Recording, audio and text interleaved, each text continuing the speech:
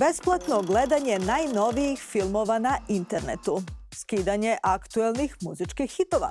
Zvuči privlačno, ali nije po zakonu. U Nemačkoj se internet piraterija kažnjava. Kako i koliko? Bez obzira na legalne alternative poput Netflixa ili Spotify-a, zaljubljenici u blockbustere i popularne televizijske serije najnovije sadržaje uglavnom nabavljaju besplatno, često nelegalno. Sudeći prema jednoj studiji Evropske komisije, skoro 70% Evropljana skida filmove i serije na internetu. Kao glavni razlog za takvo ponašanje, polovina ispitanika navela je visoke cene bioskopskih ulaznica, video on demand platformi ili DVD-a. Zbog piraterije, zabavna industrija trpi štetu od 30 milijardi evra.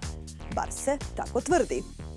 No, ista ta studija Evropske komisije zaključuje da konzumiranje nelegalno kopiranih sadržaja skoro uopšte ne utiče na broj legalno prodatih kopija. Ne treba da čudi što komisija studiju drži pod ključem. Kako god, piraterija je krivično delo i u Nemačkoj za to prete kazne. Nemanja, da li si pokušao nešto da skineš sa torrenta? Torrent? Otkud ja znam šta je torrent, ali znam od jednog druga da možeš da skidaš godinama masu serija filmova u Nemačkoj i da ti se ništa ne desi.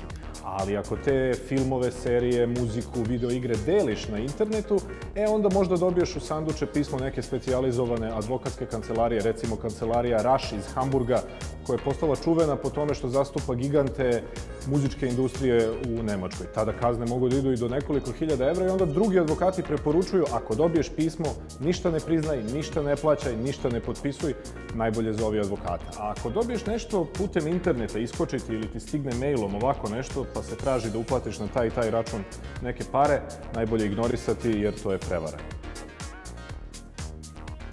Bez obzira da li se radi o trikovima prevaranata ili ne, oštećena strana ima pravo na novčanu nadoknadu. Koliko u Nemačkoj košta povreda autorskih prava ili licenci? Kazna za nelegalno skidanje jedne muzičke numere kreće se između 10 i 200 evra, dok se za downloadovanje čitavog albuma plaća od 2250 do 3000 evra.